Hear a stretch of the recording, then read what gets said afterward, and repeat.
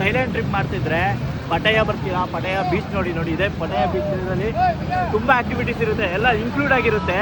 ಇದರಲ್ಲಿ ಆ್ಯಕ್ಟಿವಿಟೀಸ್ ಎಲ್ಲ ಇನ್ಕ್ಲೂಡಲ್ಲಿ ತೊಗೊಳಕ್ಕೆ ಹೋಗ್ಬೇಡಿ, ಯಾಕಂದರೆ ಫುಲ್ ಸ್ಕ್ಯಾಮ್ ಮಾಡ್ತಾರೆ. ಸ್ಕ್ಯಾಮ್ ಅಂದರೆ ಈಗ ಬನಾನಾ ರೈಡು ಮತ್ತು ಇದು ಎಲ್ಲದನ್ನು ಸ್ಕ್ಯಾಮ್ ಮಾಡ್ತಾರೆ. ಏನಂದರೆ ಇಲ್ಲೇ ಹತ್ರ ಕರ್ಕೊಂಡು ಹೋಗ್ಬಿಟ್ಟು ಬರ್ತಾರೆ. ಬಾತ್ಗಳು 2,500 ಬಾತ್ ತೊಗೊಳ್ತಾರೆ ಆಯಿತಾ. ಎಲ್ಲ ಒಂದು 5 ಆ್ಯಕ್ಟಿವಿಟೀಸ್ಗೆ 2,500 ಬಾತ್. ಇಂಡಿಯನ್ ರುಪೀಸಲ್ಲಿ ಏನಿಲ್ಲ ಅಂದ್ರೂ 2,500 ಬಾತಿಗೆ 10,000 ರೂಪಾಯಿ, 7,500 ರೂಪಾಯಿ ಆಗುತ್ತೆ. ನೋಡಿ, ನೀವೇನೇ ಮಾಡ್ತೀನಿ ಅಂದ್ರೆ ಆ್ಯಕ್ಟಿವಿಟೀಸು ಒಂದೊಂದೇ ಇಂಡಿವಿಜುವಲ್ ಆಗಿ ಮಾಡ್ತಿದ್ದಾರೆ ಅಂದರೆ ನೋಡ್ಬಿಟ್ಟು ಮಾಡ್ಕೊಡಿ.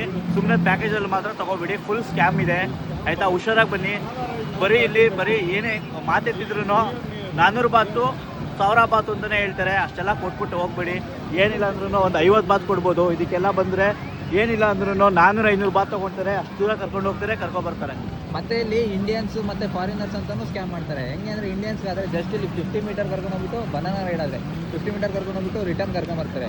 ಅದೇ ಫಾರಿನರ್ಸ್ ಏನಾದರೂ ಲಾಂಗ್ ರೈಡ್ ಕರ್ಕೊಂಡು ಹೋಗ್ಬಿಟ್ಟು ಮತ್ತು ಅವರಿಗೆ ಸ್ಕಿಡ್ ಆಗೋದು ಅದನ್ನೆಲ್ಲ ಮಾಡ್ತಾರೆ.